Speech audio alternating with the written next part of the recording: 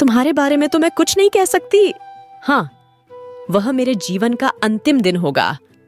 तो क्या तुम समझती हो मैं तुम्हारे बिना खुशी खुशी जिंदा रहूंगा? सुनील! दीपा फिर सुनील के सीने से लग गई। सुनील उसकी पीठ थपकता रहा। दीपा धीरे धीरे सिसकियां भरती रही। चंद क्षण बाद सुनील ने कहा, दीपा, आखिर क्या बात है? आज तुम कुछ अधिक ही परेशान नजर आ रही हो। क्या तुम्हें मेरे ऊपर या अपने प्यार पर विश्वास नहीं रहा?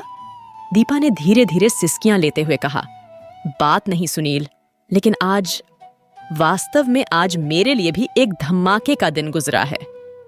क्यों? सुनील ने चौंक कर पूछा। तुम तो जानते ही हो हमारा कोई भाई नहीं, एक छोटी बहन है जो अपर इंटरमीडिएट में पढ़ रही है। मेरा ग्रेजुएशन का रिजल्ट निकल आया था। मैंने चाहा था कि पिताजी मुझे भी एड करवा दें, मगर पिताजी ने अपना फैसला सुना दिया कि जो रकम वह मेरे भी एड पर खर्च करेंगे वह दहेज में देकर मेरी शादी कर देंगे, क्योंकि मेरी एक छोटी बहन भी है जिसके हाथ भी उन्हें पीले करने हैं। मेरा पति चाहेगा तो वह मुझे भी ऐड करवा देगा। उन्होंने अपने स्टाफ के एक साथी के बेटे से रिश्ते की बात भी कर ली थी। ओह, फिर? जब मुझे यह पता चला तो मेरे पैरों तले की जमीन ही निकल गई। मैं जुबान से तो कुछ न कह सकी। एक चिट्ठी में सब कुछ लिखकर पिताजी को दे दिया।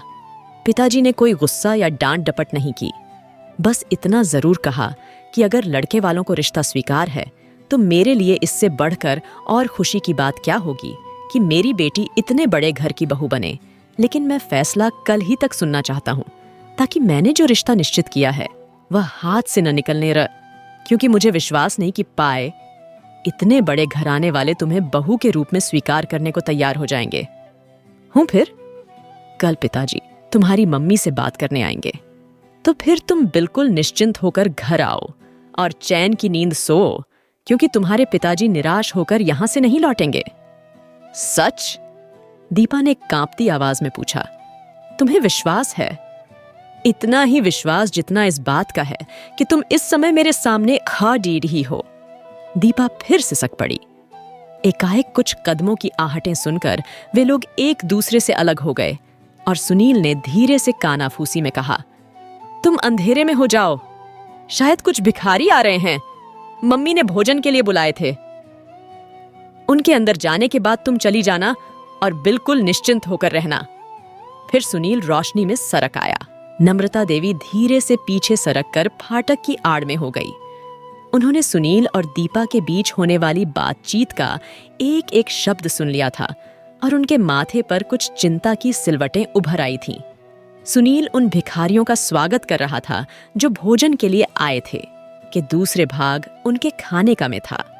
फिर इससे पहले कि सुनील भिखारियों के साथ अंदर आता, नम्रता देवी जल्दी से मेहमानों की भीड़ की ओर बढ़ गई थीं। वह चंद कदम ही चली थीं कि एक मोटे तने के पेड़ के पीछे से उन्होंने किसी आदमी की कानाफूसी की आवाज सुनी। सुशीला, यह तुमने क्या किया? आवाज बाबू त्रिलोकी नाथ की थी। केवल 2 पैग ही तो लिए हैं डैड। यह सुशीला की झूमती हुई आवाज थी।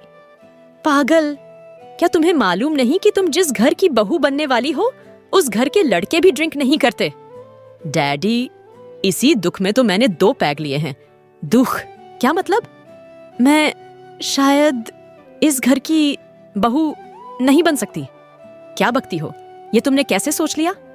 डैड, ये सुनील बड़ा पत्थर दिल है। ये जानता है कि कॉलेज का सुंदर से सुंदर लड़का मेरे केवल मीठे बोल सुनने को तरसता था, मगर मैं किसी की ओर नजर उठाकर भी नहीं देखती थी, क्योंकि मैं सुनील के ही 2 मीठे बोल सुनने को तरसती थी। उसे मालूम है कि मैं उसे कितना चाहती हूँ, मगर आज आपने देखा, उसने पार्टी में मेरी ओर एक नजर भरकर देखना भी पसंद नहीं किया। तो क्या हुआ? अरे भाई, वह इतने मेहमानों को अटेंड कर रहा है।